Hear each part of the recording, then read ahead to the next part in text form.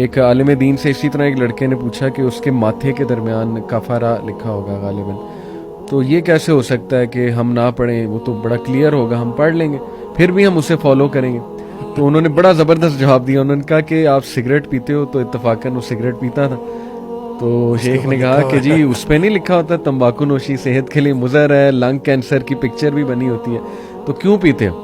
کیونکہ ایڈکٹ ہو چکے ہیں، پتہ ہے نقصان دہ لیکن پھر بھی جانا ہے. تو اس لیول کا فتنہ اللہ معاف کرے. ماتھے پہ لکھا ہوا ہے نا کافارہ، جی وہ ہر ایک کو نظر نہیں آئے گا، صحیح.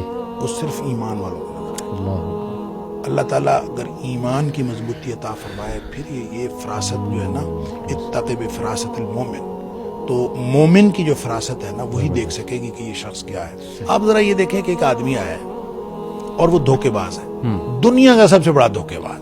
بالکل صحیح. وہ چاہے عیسیٰ علیہ السلام کی شکل بن کے دھوکہ دے، چاہے کسی طرح.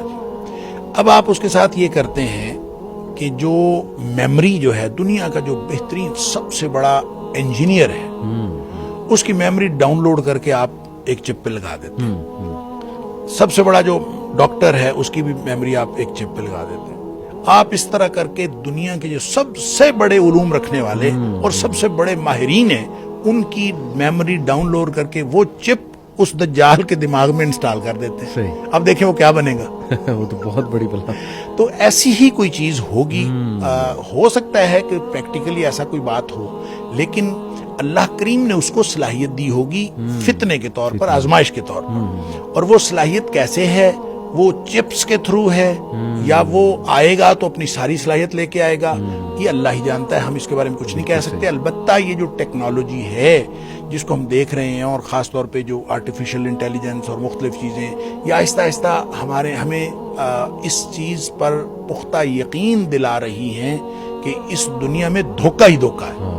تو وہ دھوکے باز جب آئے گا تو یہ بہرحال اس کی یہ جو جتنی بھی ملٹی نیشنل کمپنیاں ہیں، جی، یہ جو کچھ ہمیں دے رہی ہیں، آہستہ آہستہ ہماری محلے کی دکان ختم ہو رہی ہے. بڑے بڑے ڈپارٹمنٹل سٹورز بن رہے ہیں. پہلے ہم کھانا بناتے تھے، ناشتہ گھر میں بنتا تھا، روٹی پکتی تھی، جو بھی کچھ ہوتا تھا.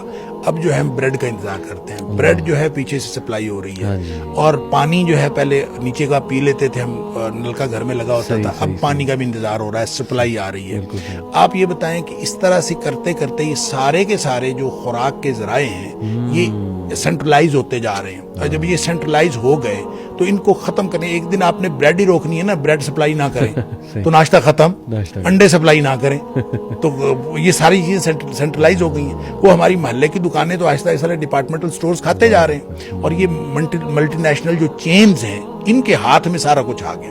اور جب وہ دجال آئے گا تو اس نے تو بس ان کے ساتھ ہی ڈیل کرنی ہے نا. بالکل ان کو کسی اور کو تو کہنے کی ضرورت ہی نہیں. اور پانی بھی رک گیا ہمارا، اور ہمارا جو ہے وہ کھانا بھی رک گیا. ہر چیز آہستہ آہستہ چیزیں ساری ان کے ہاتھ میں آ جائیں گی. تو یہ سارے کے سارے یہ نو ڈاؤٹ کہ اس کے ویپنز ہیں.